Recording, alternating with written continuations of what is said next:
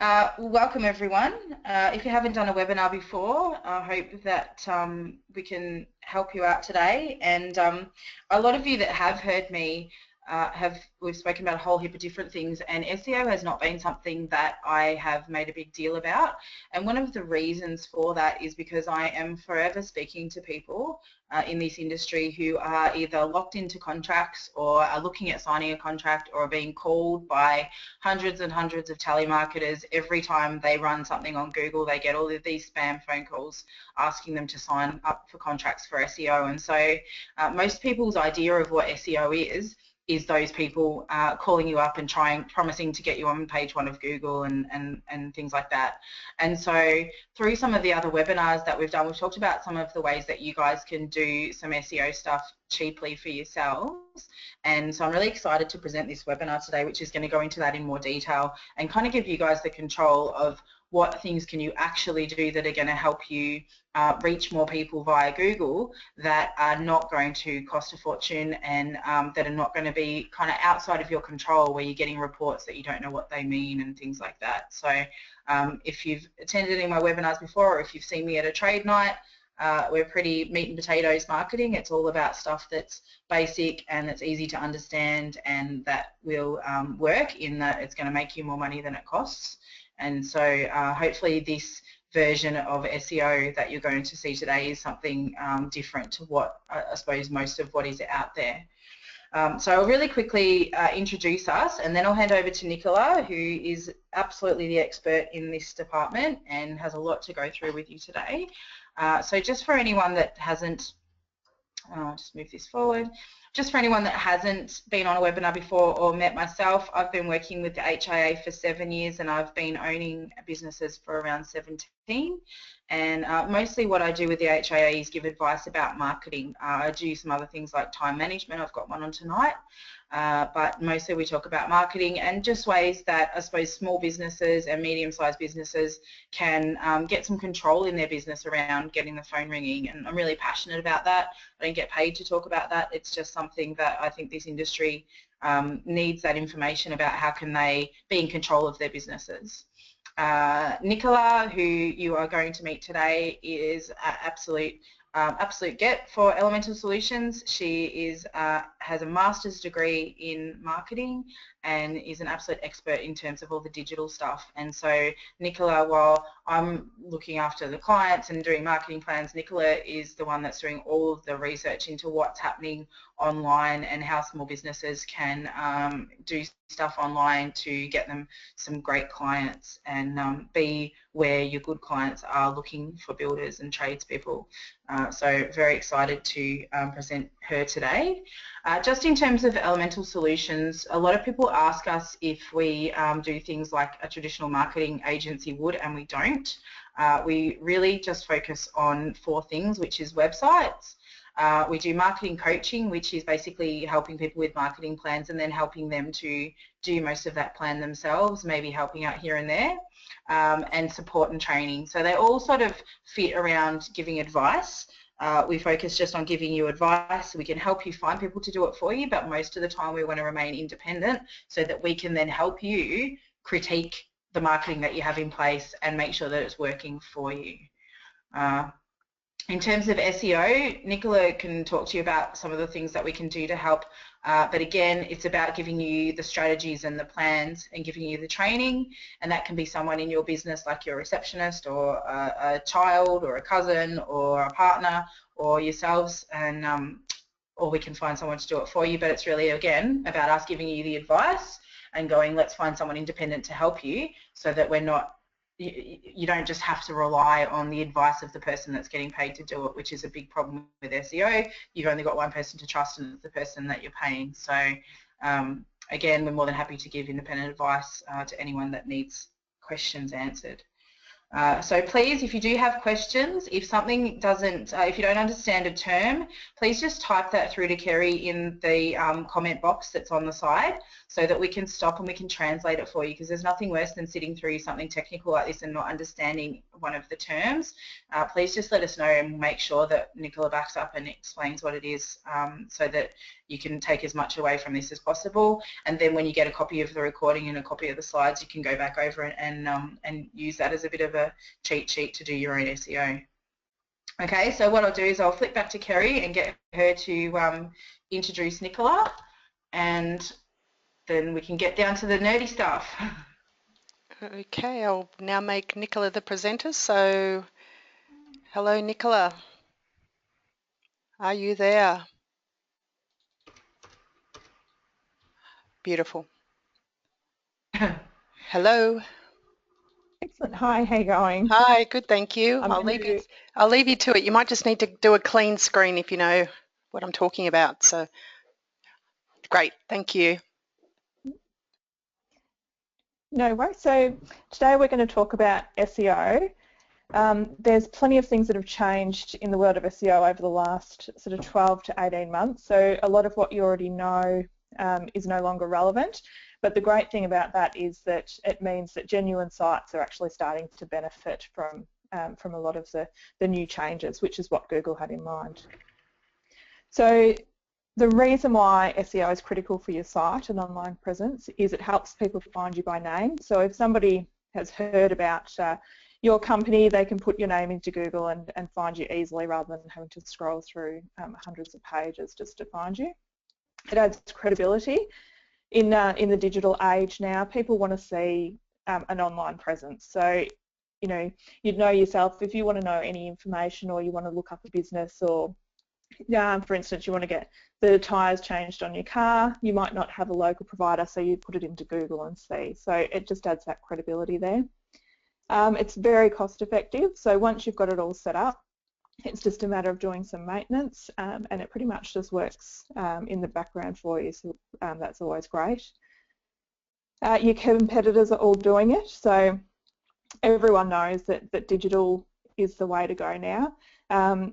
In saying that, I'm still a very strong believer in traditional marketing, but making sure that you're backing it up with a digital plan is always the way to go. And the reason why we decided to do Google Analytics today is that it's pointless doing anything online if you're not going to monitor it, because you can't see what's working and what's not. So SEO is not what you think it is. It's no longer just about keywords. So in the past, a lot of sites would just put keywords all through their website, regardless of whether they are relevant or not, just to drive traffic to their site. Google picked up on that and they've changed it. So although keywords are important, they're not you know, the basis of SEO anymore. It's going back to a more traditional marketing approach. So what you must do is you must give your client what they want. So when someone types something into Google now, they're usually asking a question or asking for specific information. This is what Google's now looking for rather than just a key term. It includes branding and product names, online PR, email marketing, content marketing. So this is where Catherine was talking about, you know, all your social media, your blogs, video content, particularly YouTube, as Google owns it. So they always put more credibility against their own products. Credible links back to your site, and I'll explain a bit more later what credible links actually are. And keywords, which they're not quite as important as what they were, but obviously you need to have something in there so that you can be found. So how long do I need to invest in SEO? It's really something that you should be doing on an ongoing basis. So each time you write a blog post or anything, do any additions to your website, you should be keeping SEO in mind. In saying that, you don't need to be signing 12-month contracts with anyone. Usually a 3-month contract with the look of to extend it to 6 months would be more than enough. most of the time, once the initial setup's done on your site, it is quite easy for you to be maintaining it and doing it yourself. So again, that's what Catherine suggested, that once you employ someone to help you set it up, to do all your keyword analysis and everything, you know, you get the training and then you can implement things yourself and it saves you money.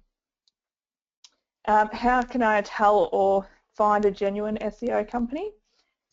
Normally, as soon as you hear someone guaranteeing results and guaranteeing #1 positions, that should be a bit of a red flag. Nobody could ever guarantee that. You can guarantee that someone will get improvement on where they are already, but you can never guarantee a spot, because as much work as you do to your client site, you never know how much work the competitors are doing at the same time. So there's no 100% guarantees with SEO, but you will always see some sort of a change in the positive direction. And do I let the SEO company choose the keywords? Yes and no. I think it's always a good idea for you to have some input into this. So obviously you would have a bit of an indication on what people would be typing in to Google to find you. So giving that sort of phrases to your SEO company is always good, but then it would be up to them to choose the keywords that are highly searched but not as competitive. So for instance, builder in Melbourne or builder in Sydney might be a very competitive keyword, whereas a high-end builder in Melbourne might be very often searched but not as much competition in the market, so not as many websites have targeted that keyword. So it's just getting them to do it. They should, as part of the report, give you those results. So they should give you how often the keyword's searched for and also how competitive it is. So they should do that for the keywords you've supplied as well as for the keywords that they suggest you use, because that'll give you a good indication. How long do I need to invest in SEO? So it is an ongoing commitment. Like I said, any additions that you make to your website, you really need to have SEO in the back of your mind. It takes 3 months to start seeing really good results. A lot of times we'll find that working on a site, in the first month you do a lot of clean up things and just testing the site speed and all that sort of thing, which will make some big results. And then it takes about 3 months for your certain keywords to start showing up. So that's where we're a little bit different. We like to start with making sure your site's got no errors or anything. So if we take on any SEO work, the first few weeks is all about cleaning up the site. We like to concentrate on organic reach prior to AdWords spend. AdWords is still great and there's still a place for it. They're really good for testing keywords if you're in a very competitive market. They're also really great for testing phrases that make people want to click on your site so that you can use it in your organic searches as well. But we don't say that they're critical for you to get results. Create a content marketing strategy. So the basis of SEO is obviously the content on your website. What we like to see is that you have a plan on the type of content that you're regularly updating onto your website. The more you update your website, the more Google will come back and check that you've got new content, so the quicker that you'll start seeing results. So we always like to see a minimum of a month, but preferably a 3-month or 6-month plan, the keywords that you're going to be targeting and the blog posts or social media posts or anything that will go along with those. And the critical thing that you must have from the start is a Google Plus account and a Google My Business listing. Again, Google loves when you use their product and they'll reward you accordingly. So getting started. This is the current 2015-16 SEO guidelines. So there have been quite a few changes recently, and these are the new changes that have come into play. So again, it's not just about keywords, and spammy sites are now being penalised. So you might have heard the term white hat SEO and black hat SEO. So black hat SEO is basically what the spammy sites were using, and buying backlinks, which are other sites linking back into your site, that sort of thing. Google's now penalising that. They want people to create really good content. So authentic sites are finally receiving all the benefits, which is great. So the three main components that Google's looking for is trust, authority, and relevance. So trust comes down to high quality content and backlinks from reputable sources. So backlinks from reputable sources are when another website lists your website as a link, so that they might have an article or a directory where your website's displayed and someone can click on that website and visit your site. The more reputable the website the link is on, the more you'll rank. So organisational sites, government sites, anything like that are always ranked quite highly. And then obviously you've got your normal .com and .com.au sites, which still count, but your .org and your .gov ones will always have a much higher ranking. And the high quality content is just about making sure your keywords are in within your content on the site. So authority is the overall strength in the market. So it's a pure numbers game. The more social media followers, social media shares, backlinks, comments on your blog posts, that sort of thing, that's what your authority is. So now, rather than you just having a static site, Google wants to see people interacting with you and your content. So the more interaction that you have around your online presence, the more authority that you're deemed to have. And relevance is the relevance of keywords and supporting keyword phrases. So it's now not just about putting keywords throughout your posts and your pages. It's also, Google now checks for other phrases that they would expect to see in an article with those keywords, which is a way of cutting out a lot of the spammy sites. So now you might put building in, and then they would have a list of keywords that they'd like to see come along with the word building, or trades, or anything like that. And this is most useful in the highly competitive markets, because the more relevance that you have throughout your site, the better. So top 10 factors, word count. So each page should have a minimum of 300 words on it. The more words, the better. But anything under 300 is usually a bit of a red flag that there's nothing relevant there. The relevant keywords on the page. So again, targeting keywords. You need a different keyword per page, making sure that it's relevant to the information you're presenting and that it appears numerous times within that copy. Responsive design. So this is making sure that your website can be viewed on mobiles or other tablets, and basically any device that someone brings your website up on, it needs to be customised for that. User signals, which is click-through rates, time spent on site, bounce rates, which is basically how quickly someone leaves your site after they get on there. So again, it's just that tracking whether or not, if someone clicks on your link through Google, are they closing the page down straight away because it's not relevant, or are they staying on there to look at it because it is relevant? Domain SEO visibility, so how strong is the domain based on links and authority? So again, it's like how many backlinks are coming back into your site, and what's the authority there. The site speed, so again, it's all about user experience. If your site runs really slowly, it takes a long time to load images and that sort of thing, you might have the best content on there, but you'll still be penalised because the viewing experience isn't as good as it could be. Referring domains, which is the number of legitimate sites linking back to your site. Keywords in internal links. So again, especially if you're doing a blog or even on your About Us page or anything like that, linking the keyword that you use for that page, linking that to another spot within your site. So it's, again, just reinforcing the fact that those keywords are legitimate keywords and they contain the information that people need, and you can also provide even more information. Content readability.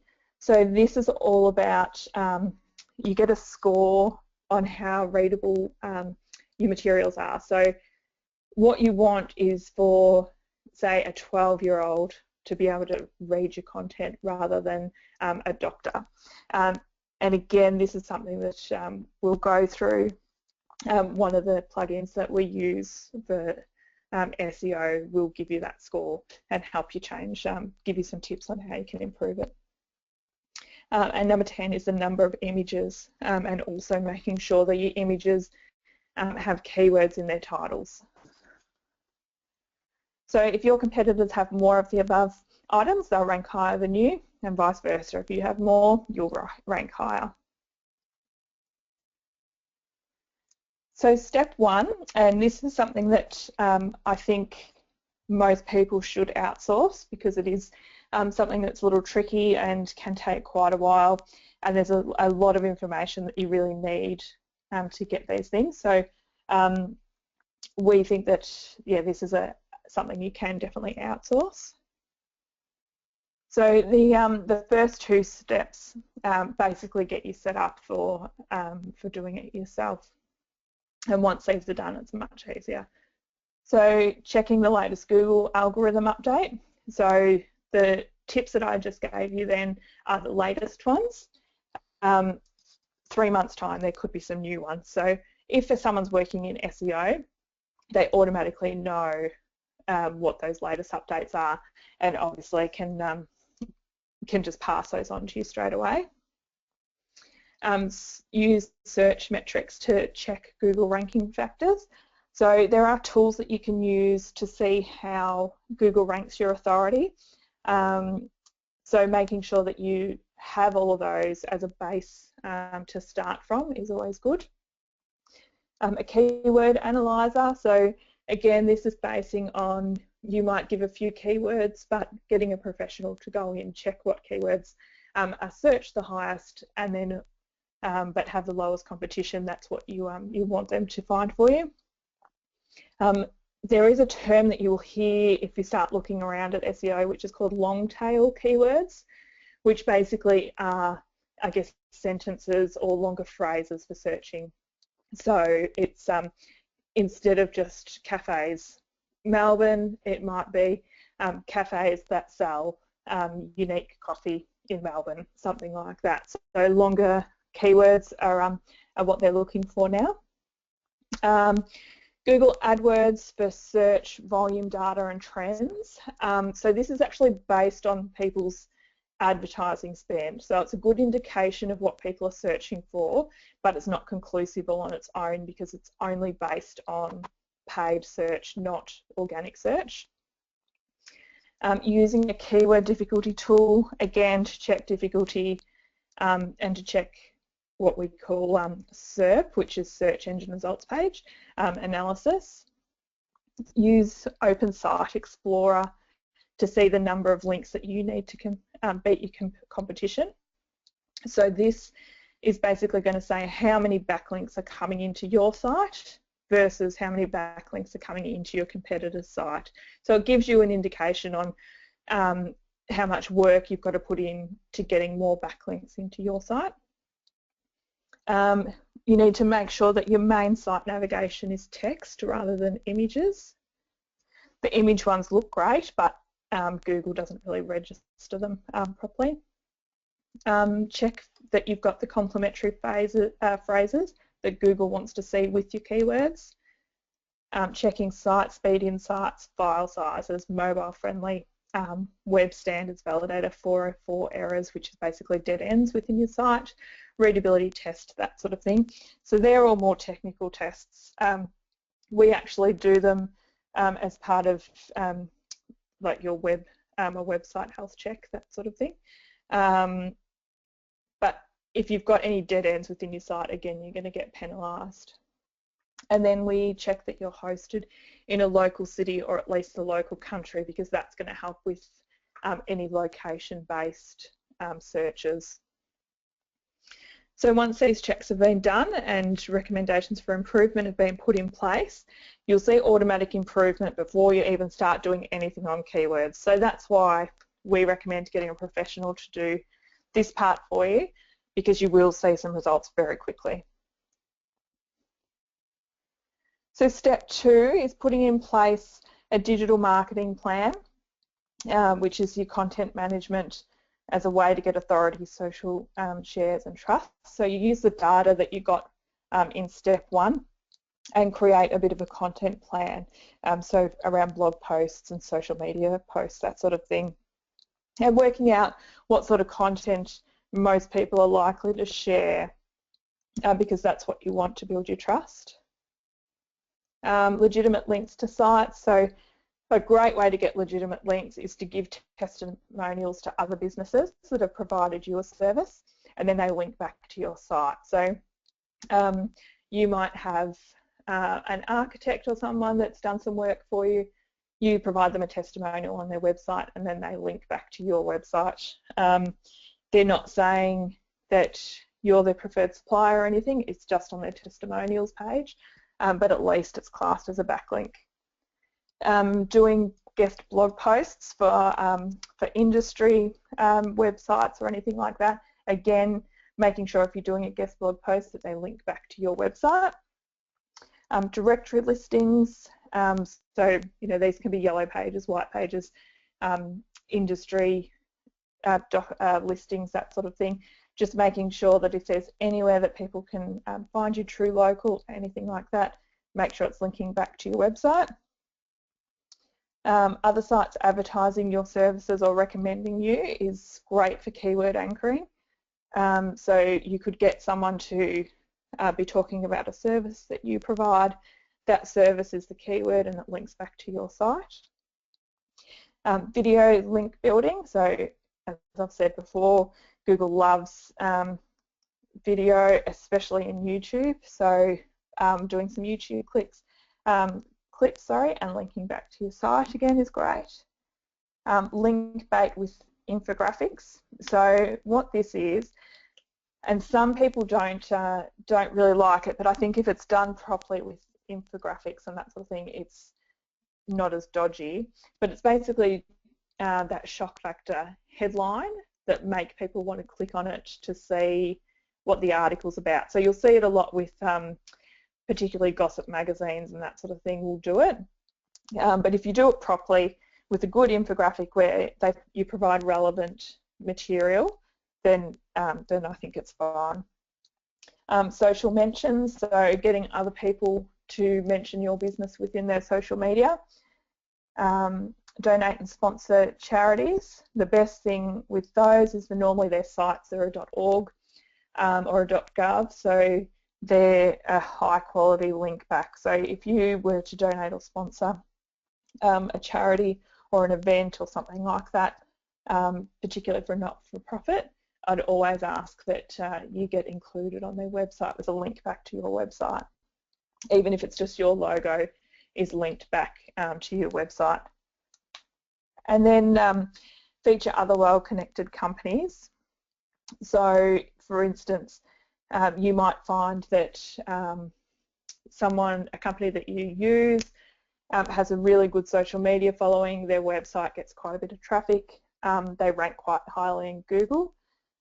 You might mention their product in one of your blog posts and then get them to mention you on their site or in their social media as a look at this blog post about our product or this review about our product. Again, it's just a backlink and it will drive traffic to your site and just give that social credibility. So step 3, so this is where you start getting to do things yourself. So if you've got a WordPress site, this is really, really easy. What you do is you install the SEO for Yoast plugin, which is the little red box down the bottom. It's called Yoast SEO. And then it's just a matter of adding the relevant keywords that you've selected for the page. So going back to step 1, you've got all your keywords they've been matched to the page that you want them on.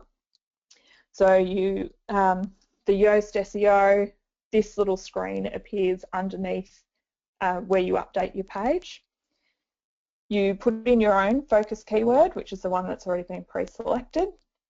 The SEO title is actually the title of the page, so that's automatic. And then your meta description is a description of what happens on the page. This is the description that shows up in Google, and this is the description that's going to make people want to click on your website. So it needs to be a little bit salesy, not too salesy, but also needs to cover your keyword. You'll notice under focus keyword, there's a lot of green yeses. So this means that this particular page is really good for SEO. So the article heading includes the focus keyword, the page title includes the focus keyword, the URL, the content, and the meta description. So basically we've ticked all the boxes, and then over on the right there's a little green dot which says SEO good. So we know that we're on the right track with that one.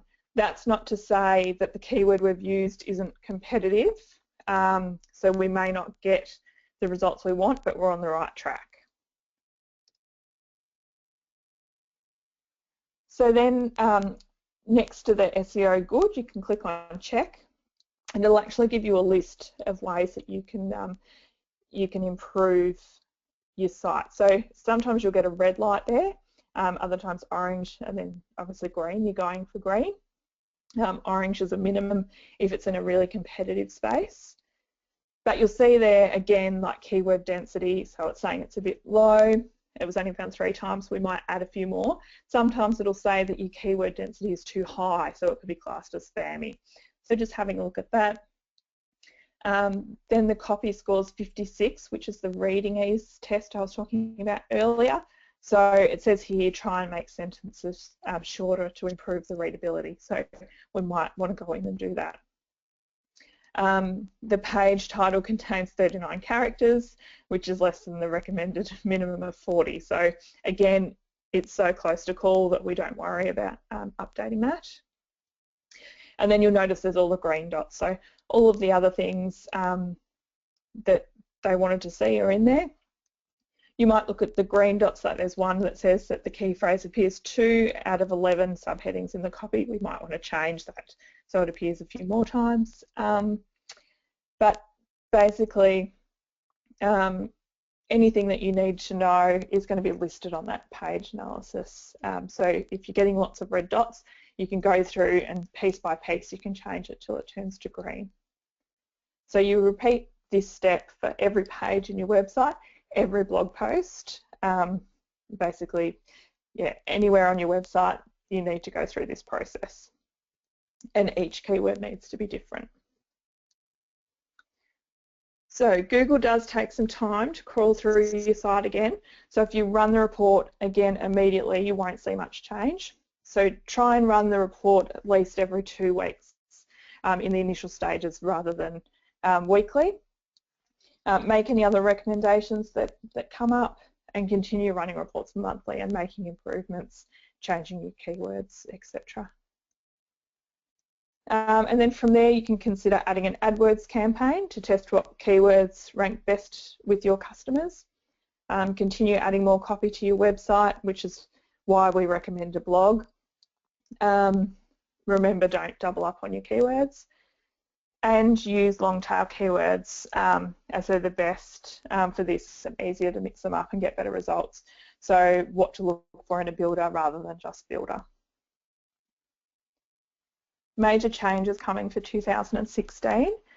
Mobile and voice searches are going to be shaping the future of SEO. So tools like Siri on iPhones, that's how people are going to be searching for things now. Google is going to emphasise on getting direct answers to questions. Mobile searches will have overtaken the desktop searches by 2016, which again is why it's so critical to be mobile responsive. Have a mobile mindset for your website, so content, product pages, service pages, layouts, sign-up, searches, advertising, everything. Basically think about it being displayed on a mobile rather than on desktop. One of the case studies that often comes up is a website called Zazzle. So they sell bits and pieces, little products, but basically they changed their site to be stronger for mobiles by prioritising products that are popular for mobile users, like iPhone covers and that sort of thing, made their navigation a lot simpler, and provided mobile-only specials. They had a 186% increase in mobile sales. So it just goes to show if you keep that mobile in the back of your mind when you're doing things, you can see some good results. And must use Google+, Google Search and Maps. So I mentioned before about Siri. Google Now is about to launch, which is all voice activated. Longer keywords, so Melbourne CBD cafe is what people would normally type. Instead it'd be where is the nearest cafe in Melbourne CBD. Keywords using, starting it with when, where, who, how, what, that sort of thing. Interested to ready to act users, so if someone puts in who and what, you know, they're interested. When they get to the point where they're saying where, usually they're ready to buy now. Google is launching voice recognition search features for Google Ads. SEO needs to be incorporated into every form of your digital marketing, so not just your website, also your social media. Use lots of FAQs, facts, how-tos, explainer videos, that sort of thing, because that's the content that Google wants. Long tail keywords, so again, keep analysing your keywords regularly so that you keep ahead of your competition. And your brand's knowledge graph, so what that is your logo, your company contact numbers and your social profile links. So if you've got Facebook, Instagram or anything like that, making sure that that information is basically spread throughout the internet. So Google was built for users, not for websites. So be the direct answer to a question. So I don't know if we want to take a break there before we get on to analytics. I know that was pretty intense. Yeah, Nicola, I've got a few questions, so it's probably best if we just go through them quickly now, because people probably have the same kind of questions. Now, I'll just find the first one. So if you don't have a WordPress site, what else can you, if you don't have a WordPress site, therefore you can't use Yoast, is there something else that you can use? It's usually done in the coding. So in the back end of your website, obviously there's all the code, and you'll have, when you look at the code, there'll be like little tags that say meta description. So you type it in between the two meta description tags. It is a lot trickier and it is a lot easier to break, which is why we sort of recommend WordPress sites, just because it's so easy to do it. Some of the other, I think Squarespace, they have, it's not a plugin, but they do have an easier way that you can put meta tags and stuff into the front end without having to go into the code, but most of the time you need to go into the code to do the updates. Okay, now Ryan's asked, how does Google know that your Facebook or Instagram accounts are linked with your website?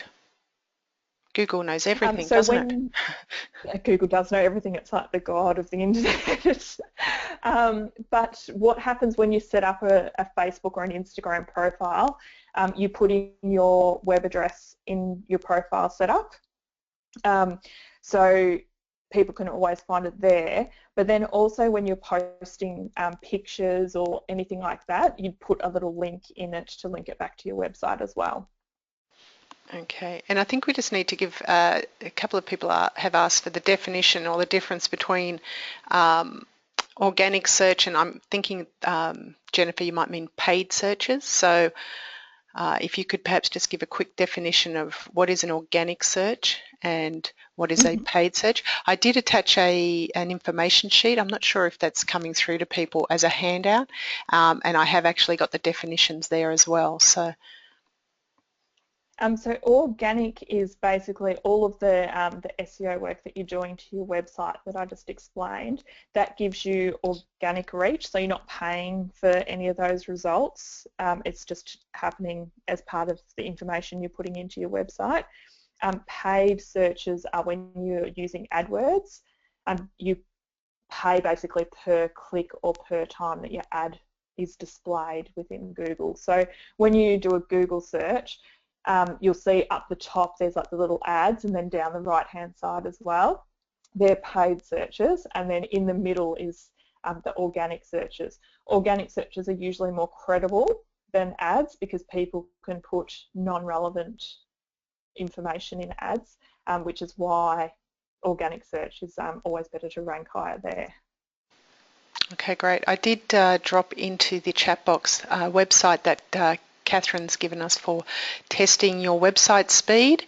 I know that's one that it's an easy one to do. So if you're wondering if your site speed is up to scratch, I've put that website there, but I'll also send it out in a link because I know it's a little bit tricky to be clicking on them there. But if you do test your site on one of these pages, Nicola, and we're looking at speed pages insights, does that tell you if your page is up to, you know, that it's above average, or you know, is there a benchmark? So it gives you a ranking out of 100, and then it'll tell you what you need to do to improve it, so your critical improvements. So what you basically need to focus on is making sure all your critical improvements are done, and then anything else that are sort of nice to have improvements aren't as essential. You want to be up around the 80% as a minimum. Closer to 100 is obviously better. So the higher you rank, so closer to 100, the better your search results will be. But you're sort of looking at around that 80 as a pass mark.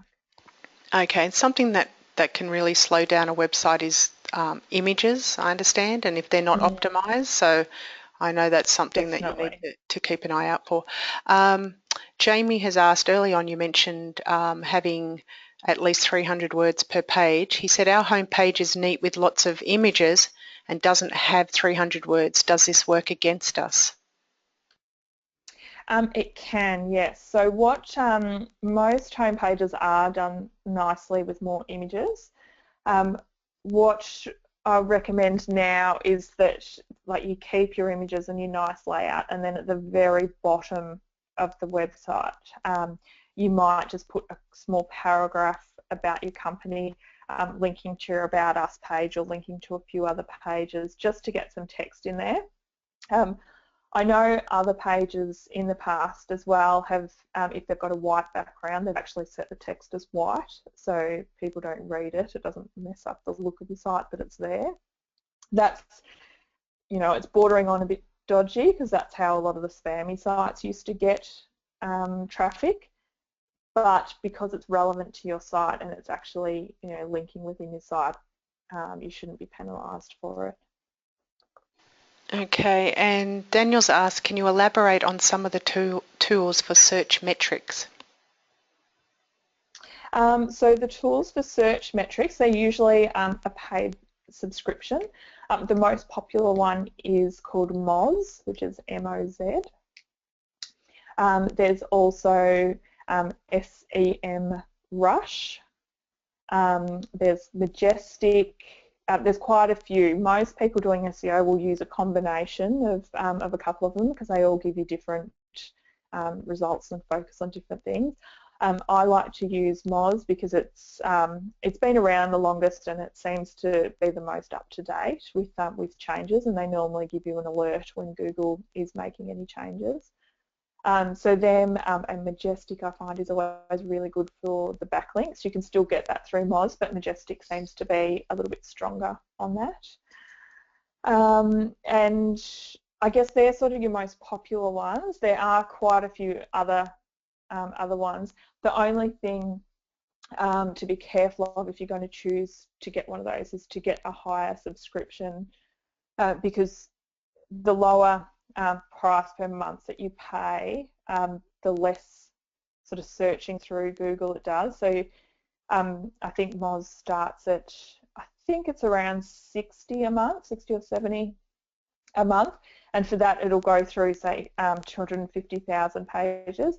If you upgrade to the 149 a month, it goes through 500,000 pages. So if you're using lower subscriptions or free subscriptions, often your search results are a bit skewed, and particularly when you're in smaller markets, you need to be searching larger data, because otherwise you can put in your details and then no search results will come up because they're not in the highest of the 250,000, because your most popular websites, not for your industry but in the whole internet, are in that first 250,000 pages.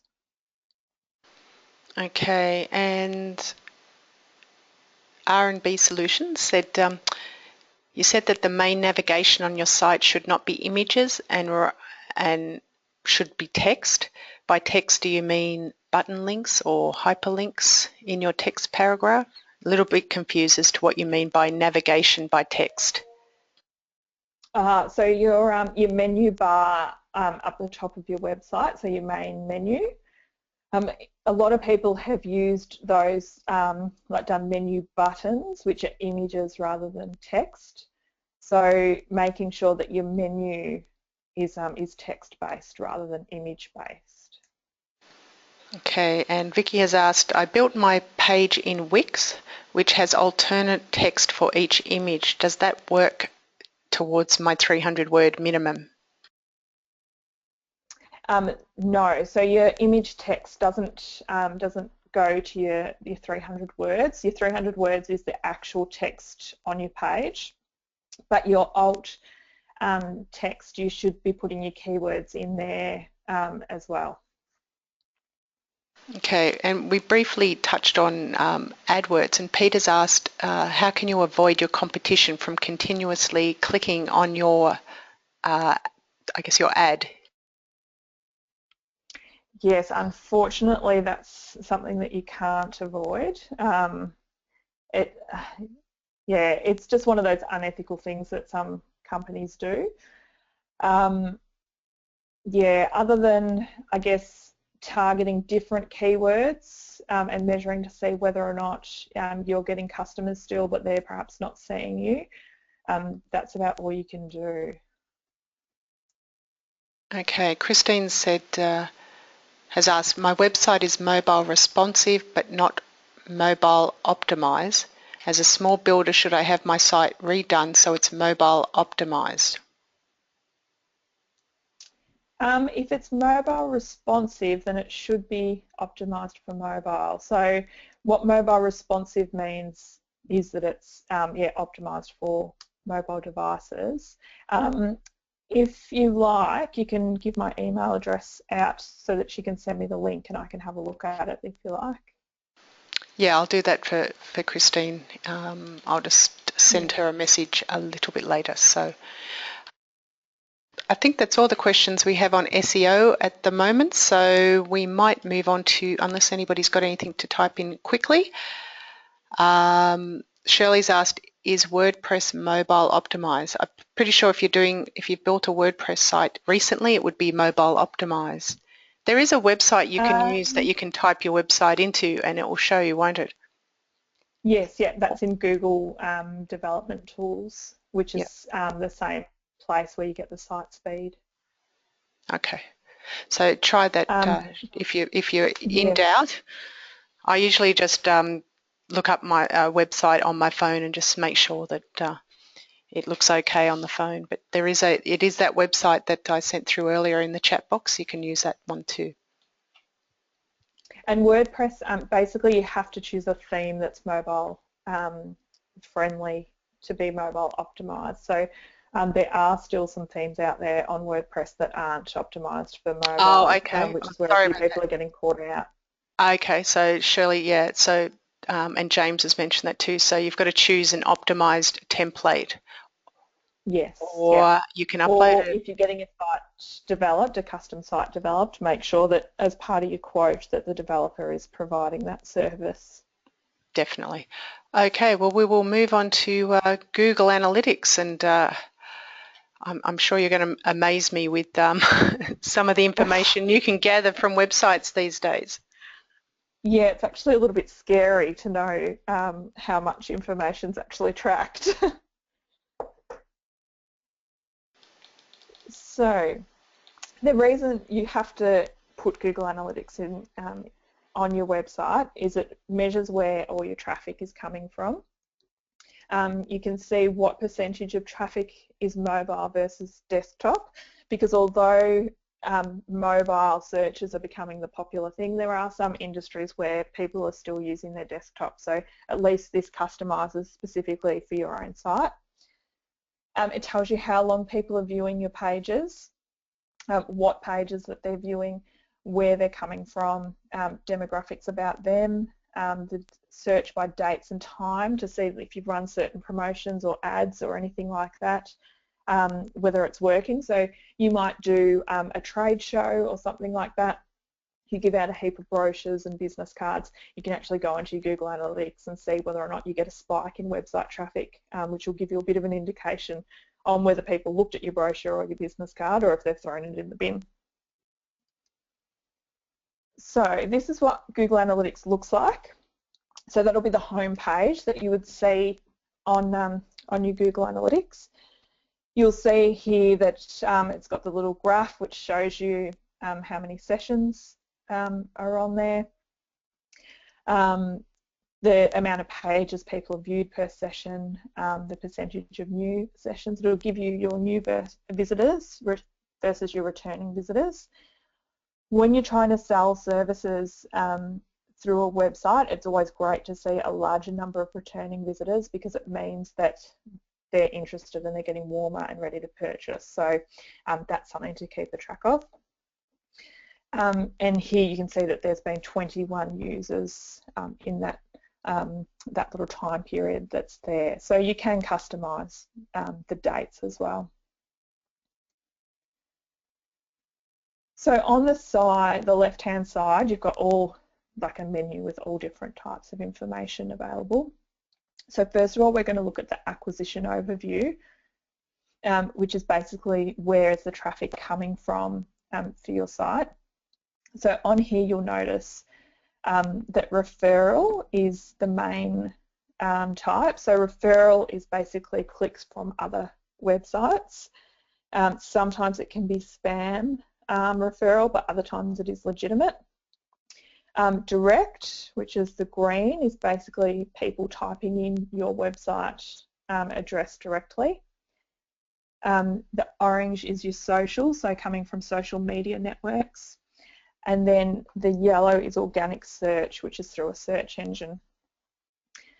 What I've done is done a broad overview here, but you can drill down even further to see exactly what sites the referrals are coming from and exactly what social media channels as well.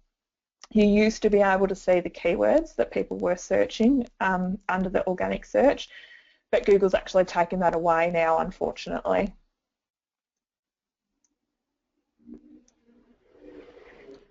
So then on this one, what we see here is the breakdown of mobile, desktop and tablet.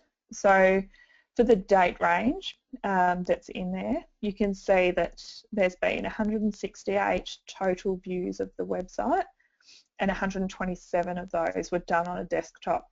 So for this website, you can tell that most of the people are still coming from desktop rather than mobile. So if they weren't mobile responsive, although it's going to affect their Google ranking, if they didn't have the budget to upgrade their website at the moment, they could get by because they're still going to get views on their desktop. And then what we've done is we've just drilled down further. So you can see that of the people that were on mobiles, most of them were Apple iPhones. Then you had the iPads and so on. So again, this is particularly useful for people that want to develop apps or anything like that, because obviously it's pretty expensive to develop an app, and this will give you an indication from your customer whether or not you choose to do an Android one or an Apple one initially rather than doing both. You might choose the one that's more popular. There is a lot of data coming out where Android phones are becoming more popular than Apple, which is why it's great to have this sort of data, because we can see that on this website, Apple is still the main search tool. So you don't have to focus as much on Android because there's not as many people that are using it to search your site.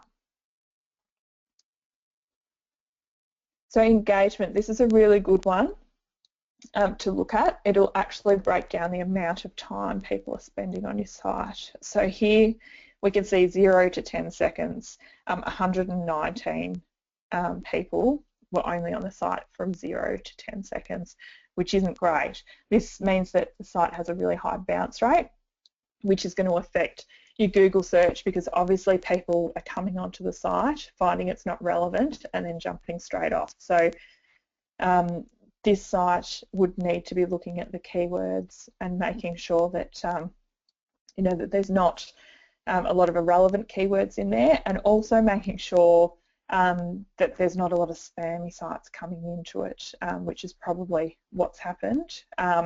Sometimes, a lot of sites will come in trying to hack your site to get PayPal information or payment information, that sort of thing. So those are the types of sites that would be accessing it and then dropping off within 10 seconds.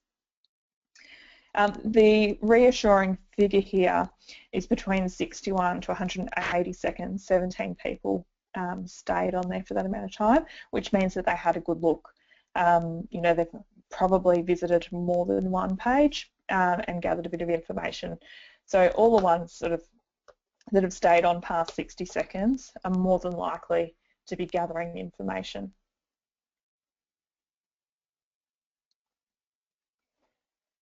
So on here, it says the average time per page is 1:31, which is quite good. So this is actually a different analytics account. So I've used a few different ones on here just to give you a wider view of the reporting.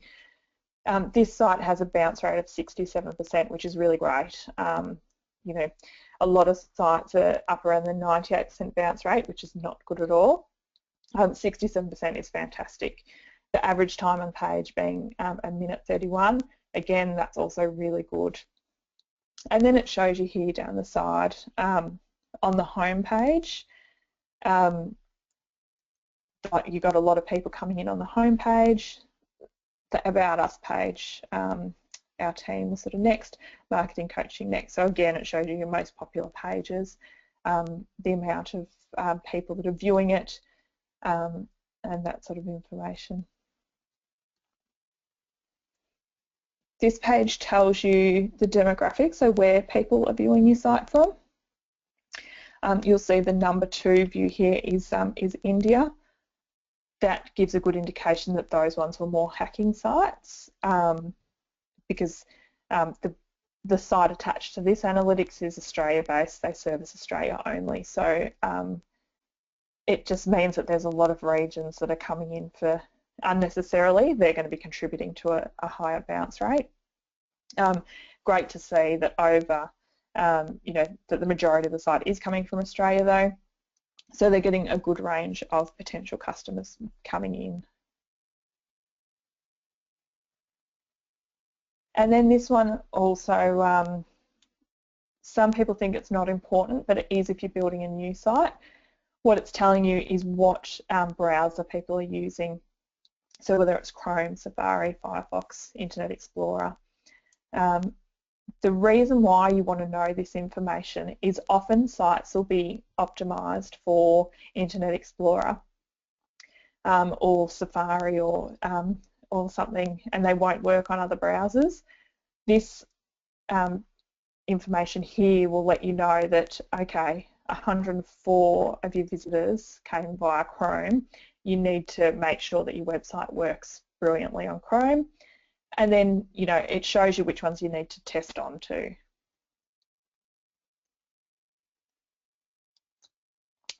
And here we've got the, the information that you'll be wanting to look at most, which is your new visitor versus your returning visitor. So again, we've got 27 returning visitors, which is great.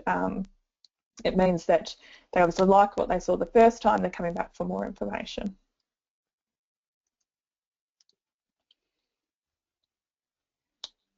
This one here is the query. So it's showing the different information and keywords that people are coming in on. It's not a really accurate view of what keywords you need to be putting into your site because Google no longer shows that.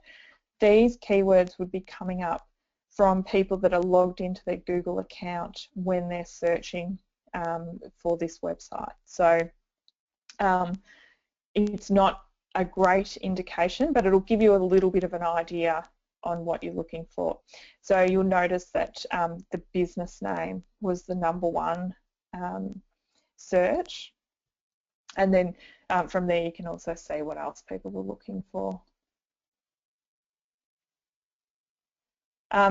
This is one of my favourite charts. It's the user flow. So what it shows you is the country that the person's coming from, but then it shows you the pages that they go to, and then whether they drop off at the first page or which pages they look at from there. So it'll give you a really good idea on what your most popular pages on your website are, where people are leaving your site, which can be a good indication if you've got a lot of people dropping off on a certain page that you might need to make some improvements on that page or put some internal links to direct people to the next step. It might be the spot in your site where people are getting confused and they're not quite sure what to do. So I think that this user flow is a fantastic tool just to get a bit more information about your website and the way people are interacting with it. So other tips with analytics is if you're active on social media, you should be running similar reports. So not just running the reports from your website, but also using your social media reporting as well. So Facebook has in-house analytics. Twitter analytics is a separate address, which I've put in there. Instagram is actually a completely separate thing. It's iconosquared.com.au. They've got a free subscription and a paid subscription.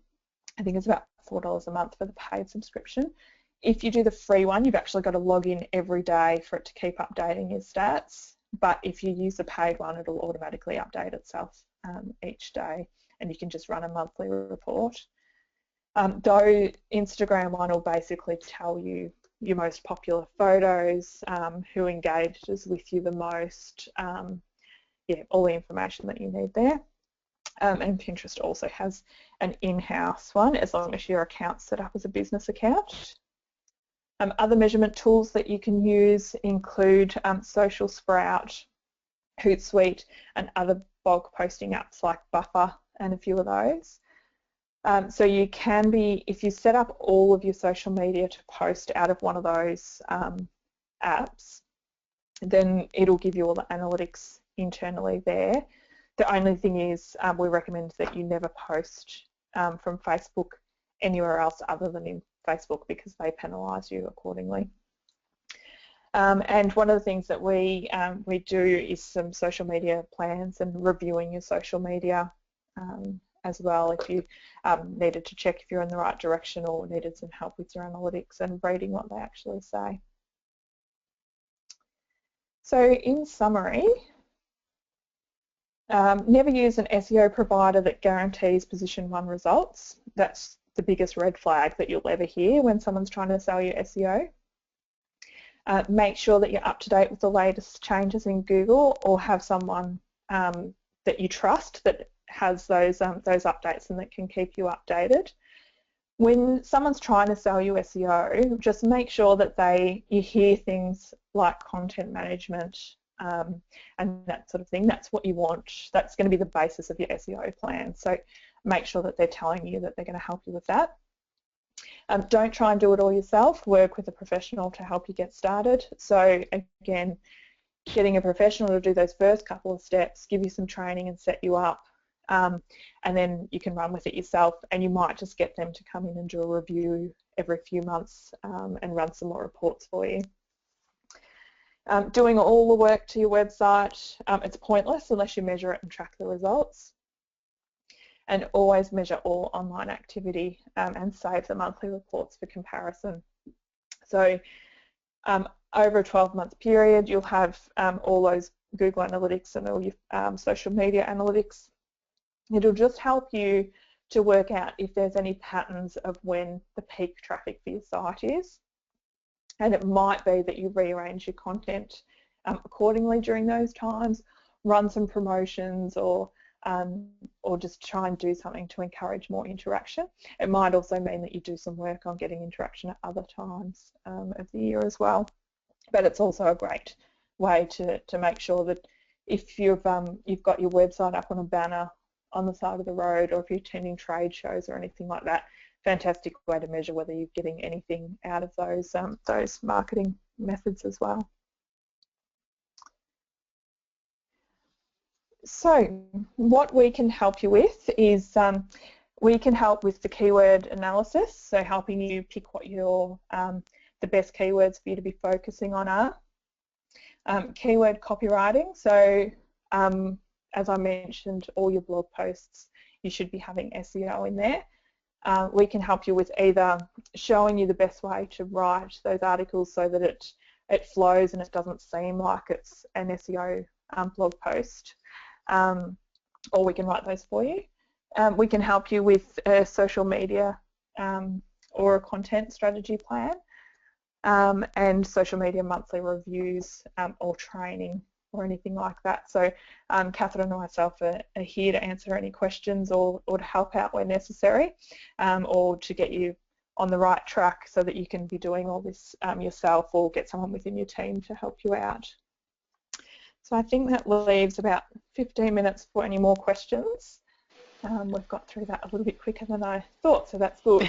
That's okay. Nicola, is it difficult to set up Google Analytics and connect your the website to gather all that data? No. So what you can do is just put in analytics into Google, and it'll come up with the page. You set up an analytics account by putting in a Gmail account, and it basically just talks you through the steps. And then once it's set up, you can either just have it as a standalone thing that you access through your Google page, or you can, particularly in WordPress, there are plugins that you can install so that you can actually read it through the back of your website. It won't give you as much data, but it'll give you sort of an overview. Again, if they need any help with that, they can email. Maybe I can just do up a one-page little step-by-step on how to set your Google Analytics up. Yeah, I might actually get your help, and I might do an info sheet and add it to my collection, my ever-growing collection of info sheets. It was one that I had on my list, yeah, because I think it might be something that would be helpful, just to have the step-by-step. You mentioned internal links, and perhaps you could just expand a little bit on that, because I know that can help people with bounce rates, that if within your web page you have some other links to other pages on your site, but making that a natural kind of flow. So on the bottom of your pages or throughout your text, if you specify, like if you're just typing about a product or a service or something that you provide, and then you've got a page on your website that also covers that information, you would link that word to the other page just to sort of get that flow of traffic through there. It's really good as well on blog posts. At the bottom, here's 3 other blog posts that you might find helpful, and so they'd be posts with information that just sort of extends on what they've already read about or complements it in some way. On the About Us page, you might list a couple of the things that you do, so linking those words through to the services page, or if you've won an award for something, linking it through to your gallery where the photos of that is, or if you've got a story about a particular job that you've done or a case study, linking that through to your images or linking images back through to the case study, that sort of thing. So just creating a bit of a flow for people so that they don't hit a dead end and then wonder, oh, what do I do now? Okay, great. So Kim's asked, can you recommend a website that we can look at that meets all the strategies you have mentioned?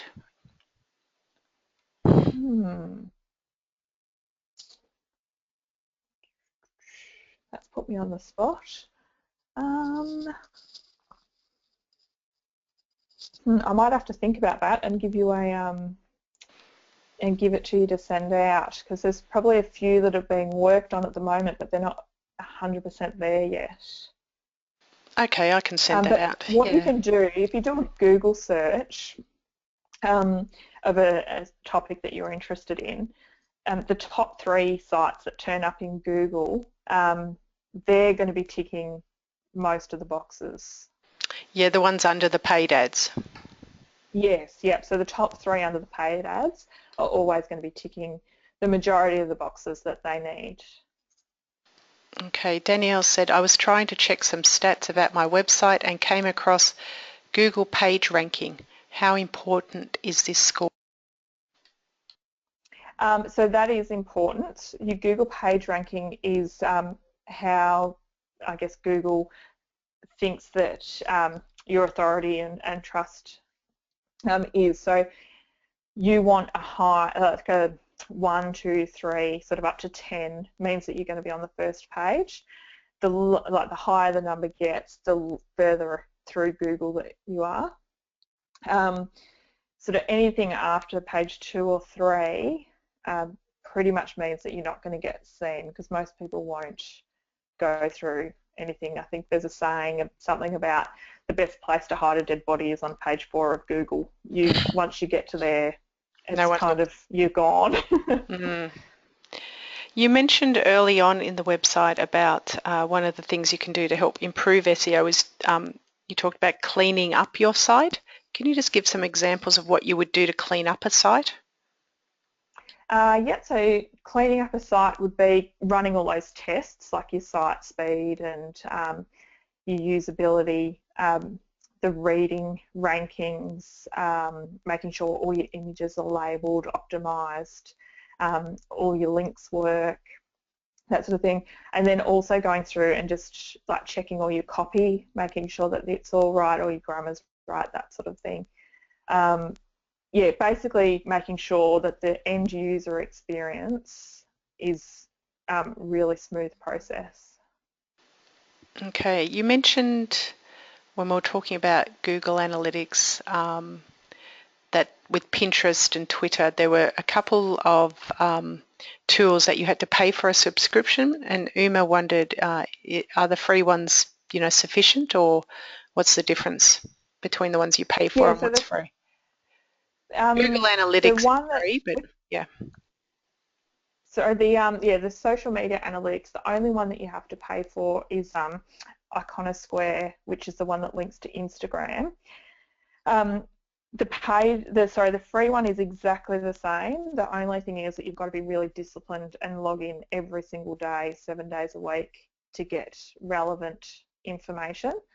If you miss a couple of days, then your results are going to be a bit skewed, which is why if you've got the paid version, you don't have to go in all the time. You can sort of just set and forget.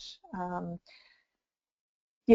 it does, the free version is exactly the same. Okay, Jamie's asked, can we backlink our Facebook page and web page to improve our Google search results? Also, will linking our latest news to Facebook help, and vice versa? Yes, yeah. So anything that you've got control over yourself, just link all the time. So anytime you post something from your website onto your Facebook, make sure there's a link back to your website there. Even your newsletters, if you're sending out a newsletter, instead of putting the whole blog post into your newsletter, maybe put half and then have like a read more, which will link back to your website. On your website, having links through to all your social media is critical. Also, having share buttons within your site, so that if someone's reading something on your site that they like, they can click on the share button and it'll share to the relevant social media channel that they want, because all those things, particularly the social share, counts towards your authority.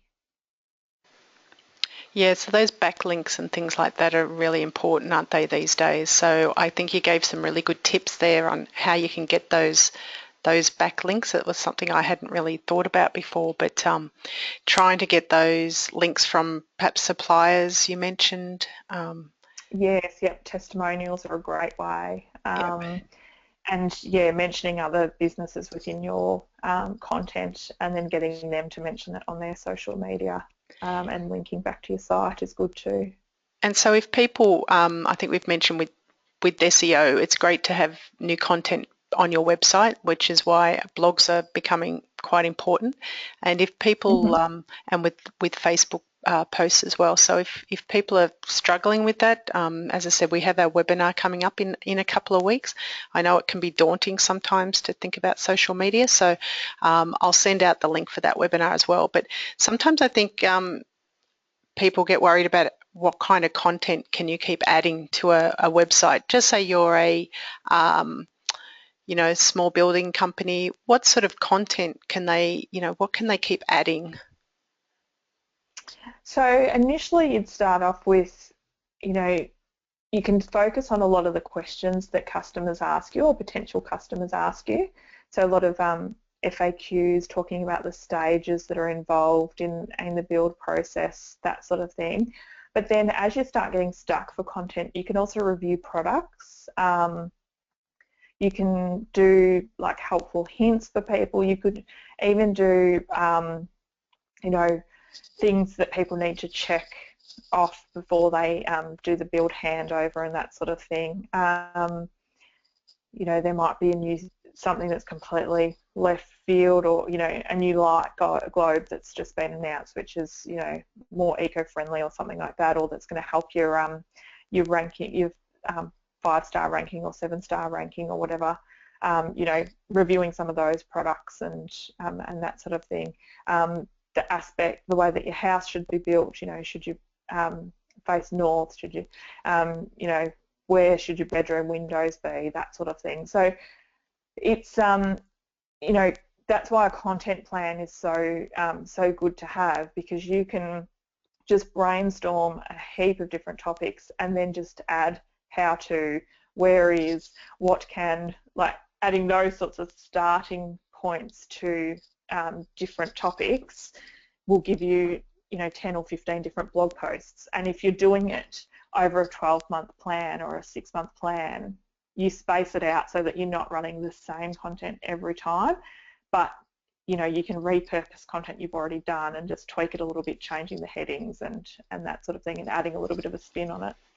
And I'm guessing if you had some Q&As, so some of the most frequently asked questions that you get asked, then that could often be the kind of search terms that people are using to find. Yeah, exactly. Yeah, so if you've got that on your site and someone's searching, how should I orientate my house on a certain sort of block, and you've actually answered that question, I'm guessing that would be a really good keyword and search term to have included. Definitely. So that's why it's great for businesses at the moment that they're doing those longer tail keyword phrases, because you can type in a direct question that you get asked all the time and you can be ahead of your competition because you're already writing content based on that particular phrase that you hear time and time again. So you're going to rank number one quite quickly, whereas your competition is still targeting, 1 or 2 different keywords instead of the actual phrases. So you can get searched, you can get ranked for a certain keyword, you can rank number 1 for a certain keyword, but you might be number 4 for another keyword, is that right? Mm-hmm. Yeah, that's right. So every single keyword, you're basically starting from scratch with your ranking. So it's just making sure that everything that you do is complementing, so you're doing complementary phrases with all your keywords, so that your site is constantly repopulating, and people are, what you basically want to do is just drive as much traffic as possible to your site and to your social media, because even if you've got one keyword that's ranking quite poorly, the fact that the rest of your site's being viewed regularly will help increase that page. Okay. Been asked, we are launching a new website next year. Would you suggest paying for AdWords on launch until our organic SEO takes us to the first page?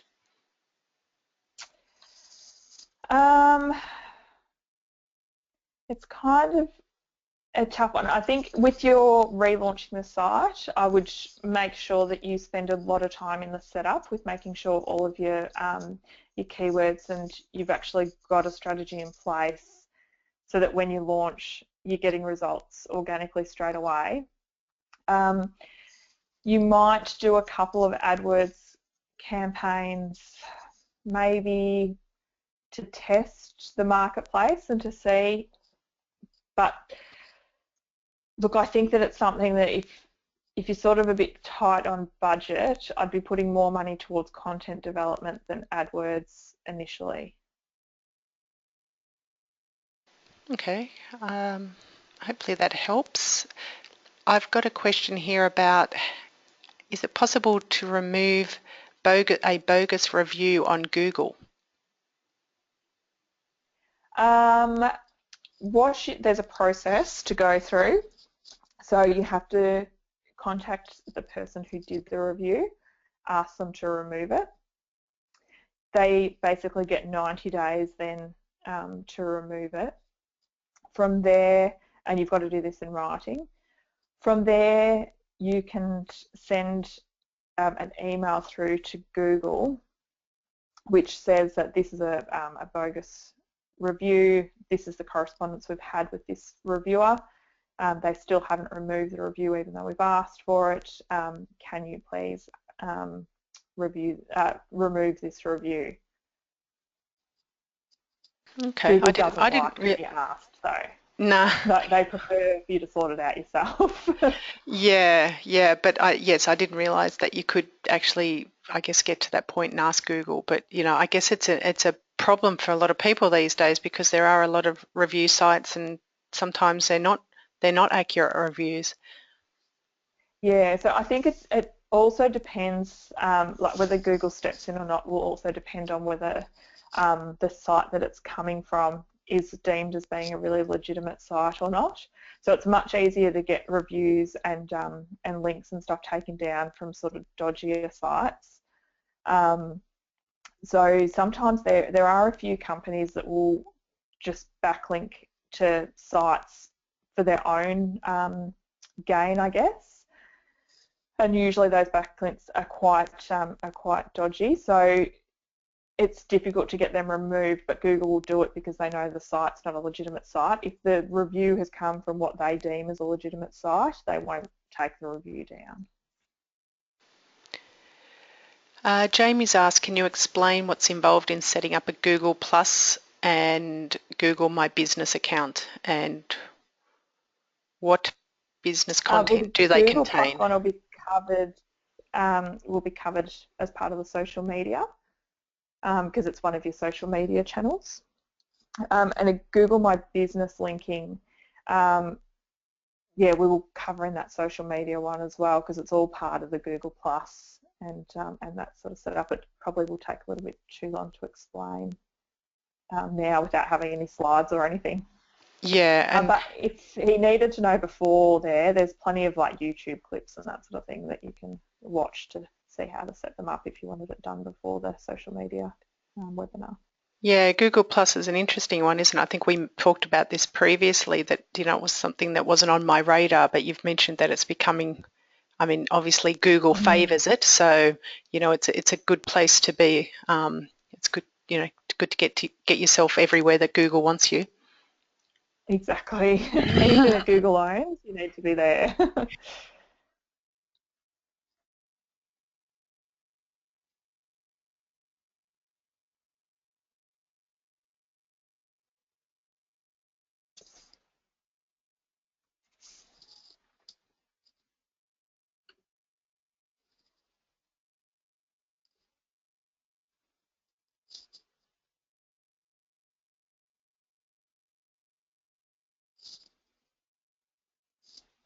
Oh, sorry. I think I had myself on mute there and I did a lovely long spiel.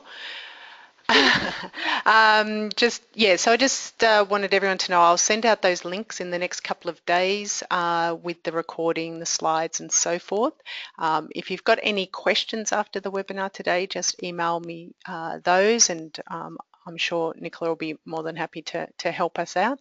If you're interested in any of the reports and analysis that Catherine and Nicola do, their email address is I think there. I will definitely send that out as well. And thank you to everybody who is sending the thank yous. Thanks, Joe and Charles. So thank you, Catherine and Nicola, for joining us today, and another interesting presentation. A lot to take in, so I'm sure a lot of people are going to be re-watching it. And I will work on that Google Analytics info page. Was there anything else you wanted to add, Nicola, before we sign off and I beat the Sydney storm? No, I think just if they've got any questions or anything, don't hesitate to contact us. We're always happy to help, and just having a plan in place to move forward is always going to make life a lot easier than sort of winging it. Yeah, we talk about plans too in the social media one. So we talk about putting a plan together for that at that time for that webinar.